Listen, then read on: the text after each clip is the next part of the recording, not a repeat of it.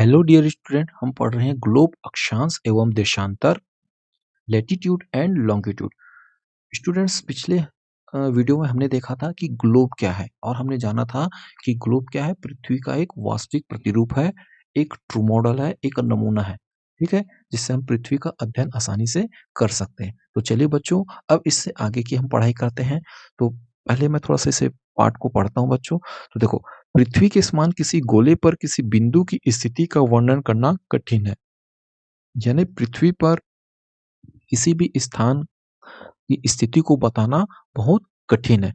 अब बच्चों, ये प्रश्न उठता है कि किसी स्थान की स्थिति को कैसे बता सकते हैं। यानी अगर पृथ्वी पर हम किसी स्थान की बात करें, जैसे हमारे प्यारे भारत की बात करते हैं, ठीक है, ये जैसे ये हमारा भारत है। अब हमको बताना है कि हमारा भारत जो है पृथ्वी पर कहाँ स्थित है।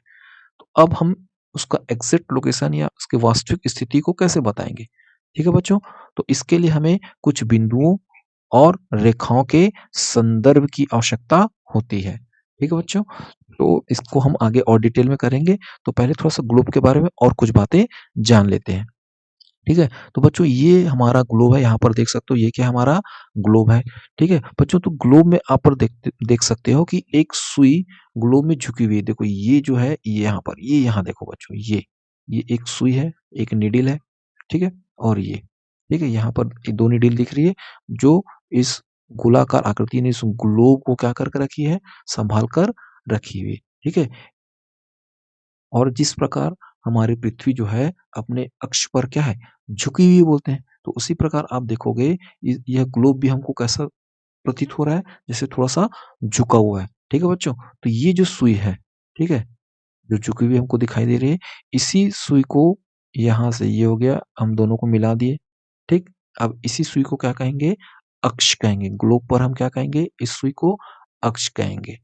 ठीक है, और ये जो सुई है, ठीक है, जिन दो बिंदुओं को मिला रही है, ऊपर में ये एक बिंदु है और नीचे में ये ग्लोब पर एक ये बिंदु है। इन दो बिंदुओं को ये सुई क्या कर रही है, मिला रही है। ठीक है, आपस में क्या कर रही है, मिला रही है। ठीक है, तो इन दो बिंदुओं को, जो ये ऊपर में ये बिंदु है, इसे कहेंगे हम उत्तरी ध्रुव। क्या कहेंगे, उत्तरी ध्रुव या नॉर्थ पोल।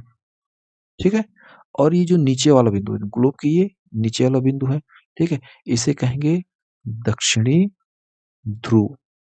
ठीक है, या साउथ पोल।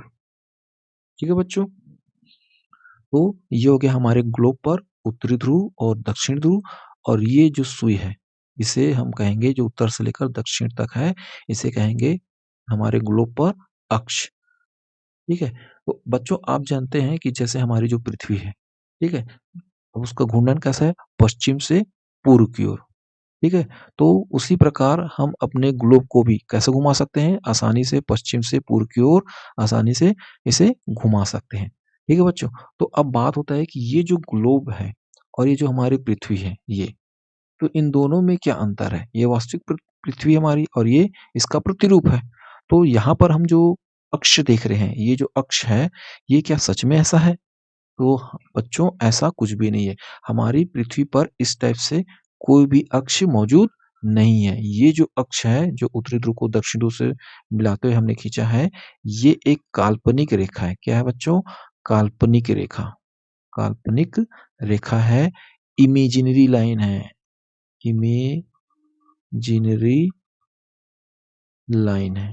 ठीक है बच्चों, तो पृथ्वी पर ये जो अक्ष दिखाई दे रहा है हमें, अभी हमने जो खींचा है, ये कैसी है, एक काल्पनिक रेखा है।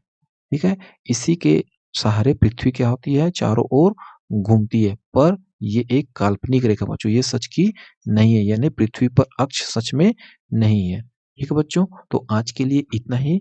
फिर मिलेंगे हम नेक्स्ट वीडियो में। तब तक के लिए जय हिंद, जय छत्तीसगढ़।